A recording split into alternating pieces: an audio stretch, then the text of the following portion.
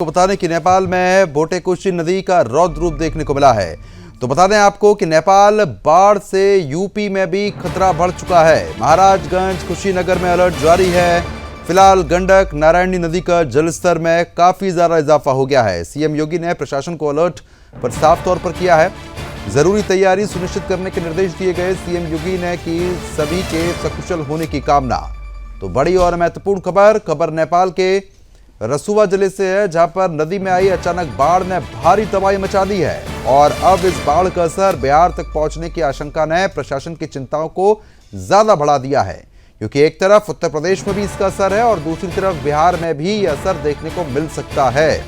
तो नेपाल चीन सीमा के पास आपको बता दें कि नदी का जलस्तर अचानक बढ़ने से रसुवा जिले के कई इलाकों में बाढ़ की स्थिति पैदा हो गई।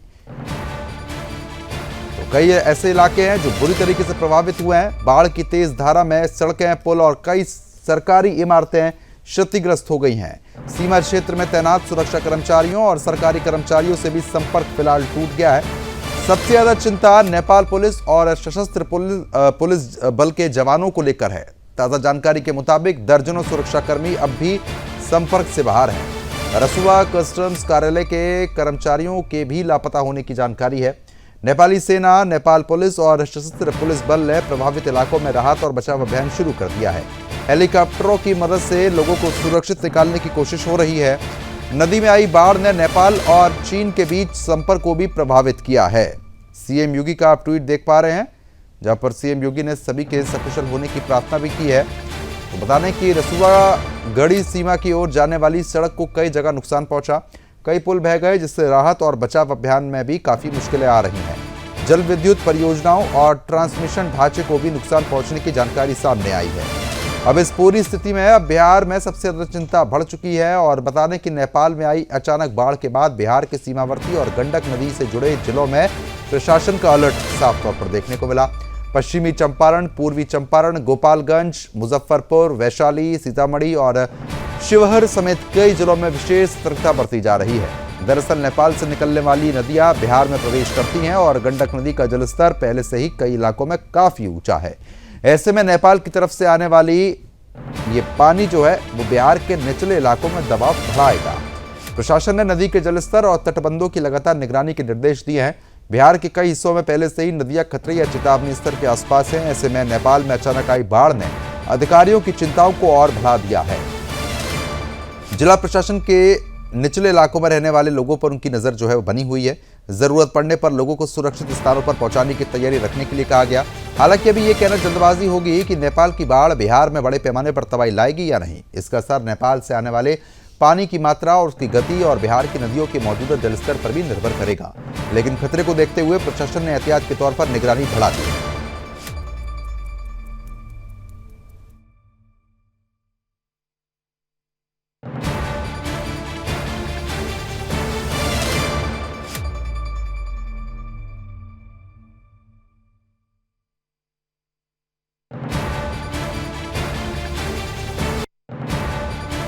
आपको दिखा देते हैं, तस्वीरें देखिए आ चुकी हैं। तस्वीरें देख के साफ तौर पर आप अंदाजा लगा सकते हैं कि किस कदर तबाही जो है वो साफ तौर पर मस्ती हुई यहाँ पर नजर आ रही है। इन तस्वीरों को देखिए आप।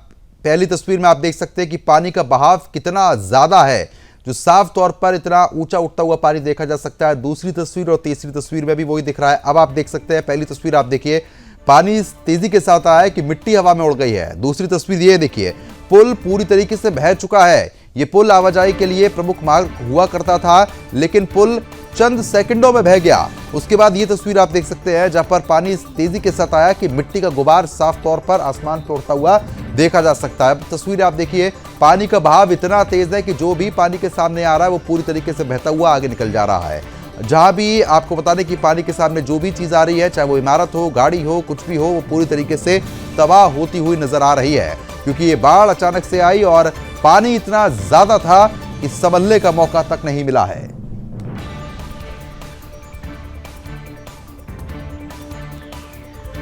तो नेपाल में तबाही मची है, जिसके बाद बिहार में चिंताएं बढ़ चुकी है।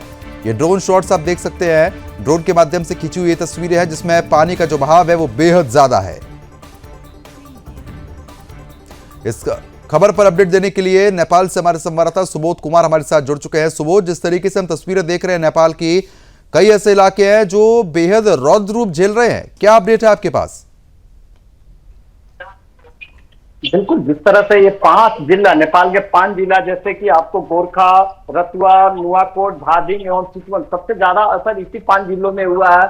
आपको बता दें कि सुबह में जो तिब्बत होके रतुआ, जो भोटे में जो बड़ा तूफान आया, ये नेपाल के इतिहास में सबसे बड़ा आपदा बताया जा सकता है। इस तरह से आपको बता दें कि अभी हजारों लोग बेघर हो चुके हैं, सैकड़ों लोग लापता है, जिसमें अभी तक 20 से 22 पुलिसकर्मी जो है वो भी लापता बताए जा रहे हैं। अब रही बात तो वहां पे रेस्क्यू की, तो 17 हेलीकॉप्टर नेपाल सरकार के द्वारा लगाई गई है, जिसमें संध्या से पहले रेस्क्यू किया जाए, उनकी बस वही फोकस है कि उसमें ज्यादा से ज्यादा रेस्क्यू किया जाए। जो फंसे बच्चे हैं या जो बाढ़ के घर में, घर के ऊपर भी छत पे अभी लोग हैं, उनको भी सेना के द्वारा निकाला जा रहा है। अब सबसे बड़ी बात की, ये जो नेपाल से जो आपदा की पानी, जो तिब्बत वाली पानी है, वो बिहार में अब प्रवेश कर चुकी है। बिहार सहित गोरखपुर साइड में, यूपी साइड में भी प्रवेश कर चुकी है। आपको ये भी बता दें कि अब यहाँ पे जो पूर्वी चंपारण, पश्चिमी चंपारण के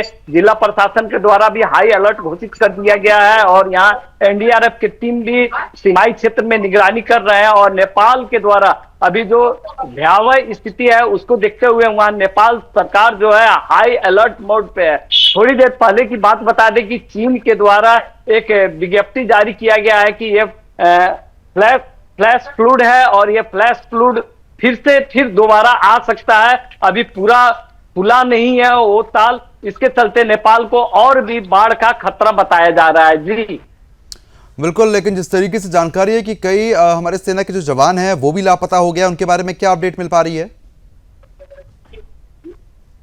बिल्कुल, अभी आपको बता दें कि जिस तरह से अभी संपर्क, अभी वो आधिकारिक पुष्टि नहीं की गई है, मगर अभी वहां पे जो 20 से 22 पुलिसकर्मी है वो लापता बताए जा रहे हैं। हो सकता है कि वो बाढ़ की चपेट में आने से भी वो बह गए हो, या कहीं वैसा संपर्क नहीं हो पा रहा है, ताकि अवगत करा पाए। और दूसरी बात बता दें कि धादिङ का जो मुख्य मार्ग, राजमार्ग पे जो बड़ी पुल थी, जो कि 100 वर्ष उसपे पुराने पुल को भी अभी ध्वस्त हो चुकी है, और बाढ़ के पानी ने उसको भी बहा के ले गया। अब देखना है कि नेपाल को संभलने में बहुत सारे वक्त लगेंगे। जी बिल्कुल, लेकिन जिस तरीके से हम तस्वीरें देख पा रहे हैं, पानी का बहाव इतना ज्यादा है कि जो भी सामने आ रहा है वो पूरी तरीके से नष्ट हो जा रहा है। जहां पर बाढ़ आई हुई है वहां पर अभी और क्या स्थिति है, क्या वहां से अपडेट मिल पा रही है? जो लोग फंसे हुए हैं किस तरीके से निकाला जा रहा है?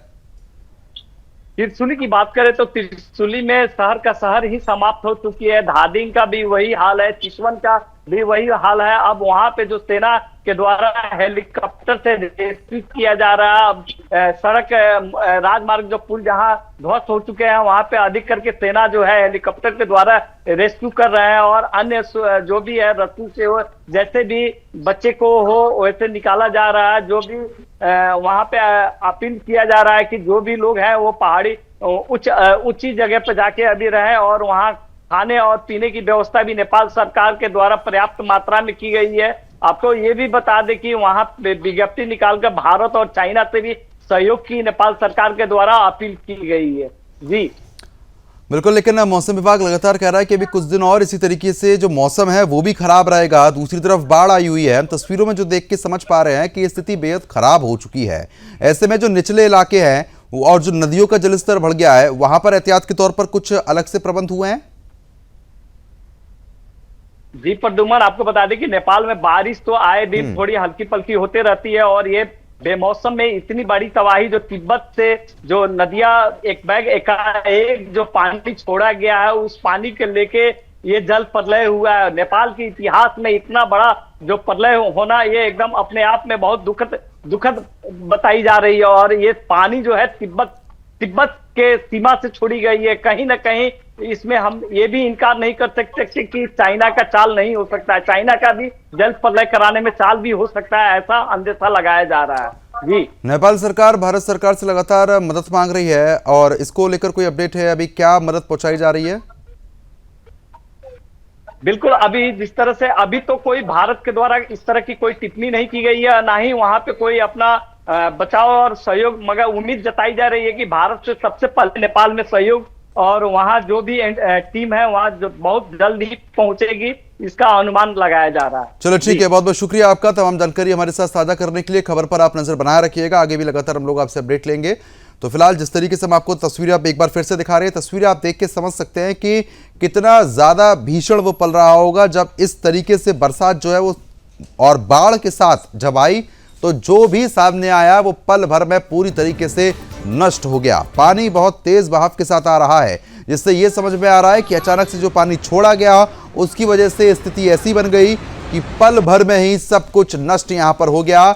और आपको बता दें कि पुल जो आप तस्वीरों में भी देख सकते हैं वो मात्र कुछ सेकंडों में पूरी तरीके से टूट गया। इससे आप रौद्र रूप पानी का देख के समझ सकते हैं। अभी तस्वीर आप देखिए दूसरे नंबर की।